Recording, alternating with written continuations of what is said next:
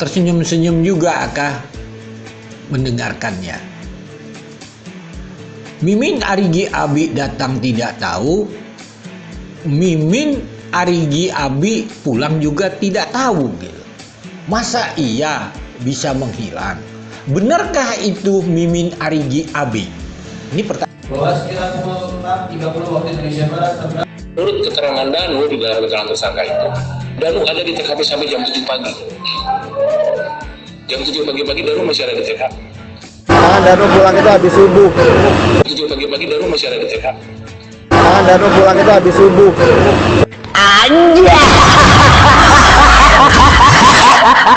Salam analisa, salam kehidupan, salam sehat sahabat-sahabat Aka. Tolong disimak sampai habis biar tidak gagal paham.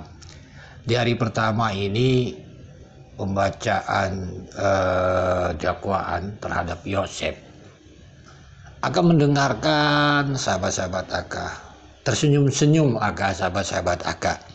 Sebab apa? Sebab hampir mayoritas rasanya yang sudah Aka bahas sahabat-sahabat Aka dari mulai malam sampai pagi.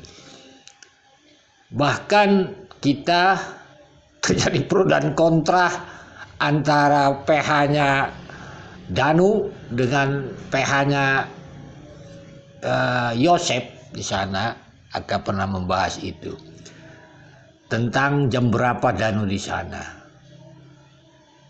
Sahabat-sahabat Aka, di sini sebenarnya Aka ingin membahas substansi daripada kode 630, sahabat-sahabat Aka. Kenapa? Nanti bisa lihat video-video Aka sebelumnya.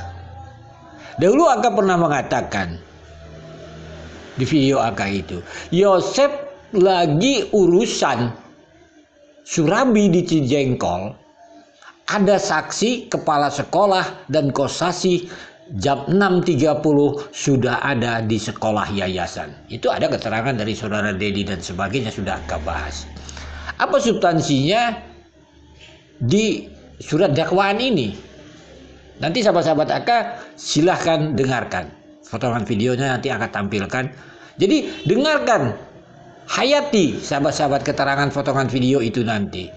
Sahabat-sahabat Aka, video Aka kemarin juga atau 2 hari yang lalu atau kemarin sebelum video ini, sahabat-sahabat Aka membahas setelah Danu pulang dari TKP, sahabat-sahabat Aka, dia kemana?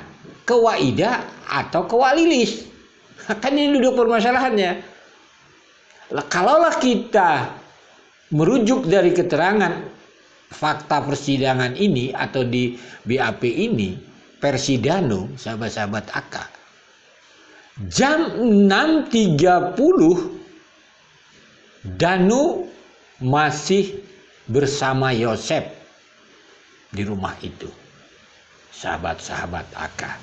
Kata Danu, berarti wajar sekitar jam 7 atau kurang lebih jam 7 Danu masih di TKP, karena sekitar jam 6.30 masih bersama Yosep, sahabat-sahabat Aka. Versi Danu loh ini ya. Mungkin beberes lagi dan sebagainya. Jadi sahabat-sahabat Aka, dari rangkaian peristiwa ini Aka belum mau banyak menganalisa, sahabat-sahabat Aka. Cukup mempertanyakan dulu, silakan sahabat-sahabat Aka yang menjawabnya. Kemana Danu pulang pagi itu? Karena Aka sudah bahas kedua saksi Waida atau Walilis membicarakan Danu pagi-pagi itu. Banyak proses-proses sahabat-sahabat Aka. Tentunya kita akan tersenyum-senyum melihat cerita dakwaan Pak Yosep versi keterangan Danu. Mari dengarkan dulu potongan video ini. Tanda Wales dan diam di garasi dekat mobil, sedangkan saksi Ari Gireksa Pratama dan saksi Abi Aulia tidak terlihat lagi. Dan beberapa saat kemudian terdakwa melalui pintu depan membopong atau mengangkat jasad korban Amelia Mustika Ratu lalu dimasukkan di bagian belakang kursi mobil Alphard dengan posisi ditumpuk di atas jasad korban Tuti Suhartini, di mana bagian kepalanya berada di atas kaki jasad korban Tuti Suhartini dan kakinya berada di atas kepala jasad korban Tuti Suhartini. Bahwa sekitar pukul 6.30 waktu Indonesia Barat, terdakwa masuk ke dalam rumah melewati pintu depan diikuti oleh saksi Muhammad Ramdhanu alias Danu, dan setelah berada di ruang tamu lalu terdakwa menyuruh saksi Muhammad Ramdhanu alias Danu untuk menyiramkan air ke lantai yang ada darah atau bercak darahnya. Selanjutnya saksi Muhammad Ramdhanu alias Danu menuju kamar mandi dan dengan menggunakan ember warna biru yang diisi dengan air serta sebuah gayung warna biru, kemudian menyiram lantai yang terdapat bercak darahnya dengan air, yakni posisi lantai di depan kamar mandi dan lantai di bagian dapur. Di lantai ruang tamu, lantai di ruang TV dekat kamar, dan di karpet yang ada di ruang TV yang terdapat bercak darahnya. Setelah itu menuju kamar mandi sambil membersihkan sandal yang dipakainya. Lalu saksi Muhammad Ramdhanu alias Danu memberitahu terdakwa bahwa saksi sudah selesai menyiramkan air di lantai yang terdapat bercak atau noda darahnya. Dan terdakwa kembali menyuruh saksi Muhammad Ramdhanu alias Danu untuk mengecek kembali apakah masih terdapat darah atau bercak darah di lantai atau karpet. Lalu saksi Muhammad Ramdhanu alias Danu mengecek kembali ruang tamu, ruang TV dan karpet, dapur dekat wastafel dan di depan kamar mandi. Dan setelah memastikan sudah semuanya disiram dengan air, lalu memberitahukan hal tersebut kepada terdakwa sekaligus pamitan untuk pulang, yang dijawab oleh terdakwa dalam kalimat "awas ulah bocor" atau "awas jangan bocor" dengan nada agak tinggi. Selanjutnya saksi Muhammad Ramdhanu alias Danu pulang melewati pintu depan, lalu mengambil sepeda motor yang diparkir di kebun sebelah garasi. Untuk selanjutnya saksi Muhammad Ramdhanu alias Danu pulang ke rumahnya menggunakan sepeda motor Yamaha Vega R melalui Jalan Ciseti, Jalan Cagak. Sahabat-sahabat AK, nanti kita bahas surat dakwaan Yosef ini, sahabat-sahabat AK, melalui jejak digital video-video AK, sahabat-sahabat AK. Pertanyaannya, sahabat-sahabat AK, ini tersenyum-senyum juga AK mendengarkannya. Mimin Arigi Abi datang tidak tahu, Mimin Arigi Abi pulang juga tidak tahu. Masa iya bisa menghilang? Benarkah itu Mimin Arigi Abi? Ini pertanyaannya.